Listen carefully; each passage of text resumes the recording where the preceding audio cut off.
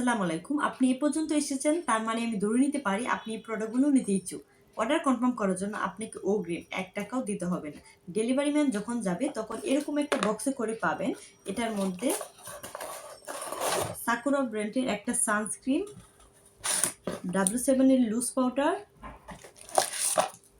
ফ্লোনার ব্র্যান্ডের 12 piece lip liner set, একটা finger puff এবং গিফট হিসাবে পাচ্ছেন এই প্রিমিয়াম শার্পনারটা।